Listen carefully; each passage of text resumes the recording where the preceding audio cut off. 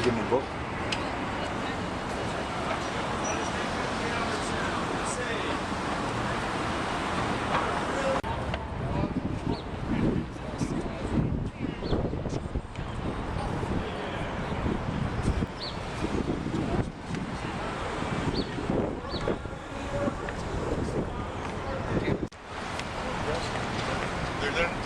They're on the record, but they're not on the rampage. The White House knows the difference.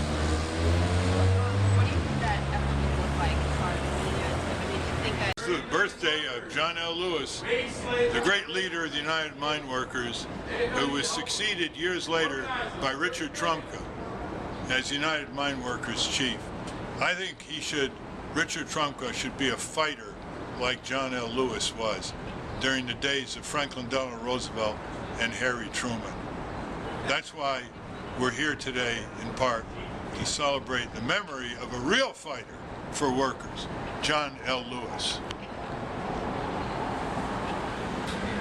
Today we're demonstrating with other worker advocates in front of the headquarters of the AFL-CIO. We think the AFL-CIO is not really fighting hard and putting resources on Congress and the White House to get 30 million workers who are now being paid less than the workers were paid in 1968, inflation adjusted, up to what they would have been paid if they had an inflation adjustment, which is $10.50 an hour.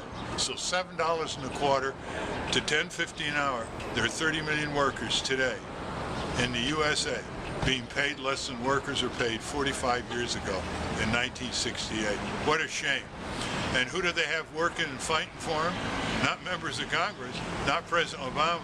Or aren't they entitled to have the AFL-CIO, headed by Richard Trumka, a former coal miner and former head of the United Mine Workers, to really fight for them? Not just put words on the website, the AFL-CIO.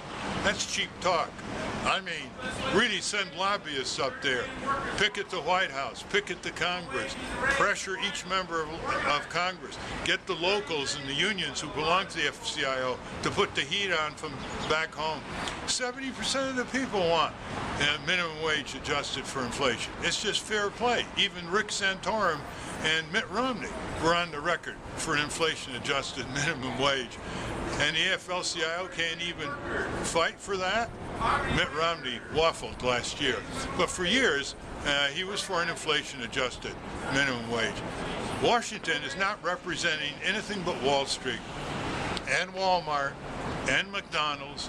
2/3 of all low-income workers are employed by the big stores, Walmart, McDonald's, and others.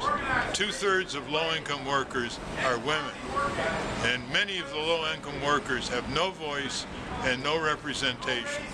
And it's time for Richard Trumka to step up and stop giving lip service and really put his muscle behind a $10.50 minimum wage. No big deal. People have earned it, but they haven't received the money year after year.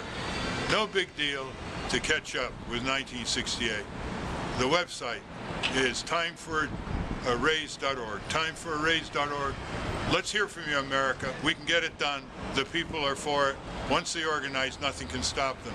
It's a great economic stimulus, too, and it provides a few of the necessities of life for 30 million American workers and their children. We have the lowest minimum wage of any Western nation. In Ontario, it's $10.25. Here, it's $7.25. In Australia, it's $15 to $16 an hour. And in France, it's $11 an hour. And all those countries have universal health insurance and other safety nets. We are an advanced third world country. And unless organized labor steps up and organizes more and gets out of their offices and stop just making speeches, but really roll up their muscles and put it behind the millions of workers in this country who can't even earn what they earned in 1968, inflation adjusted.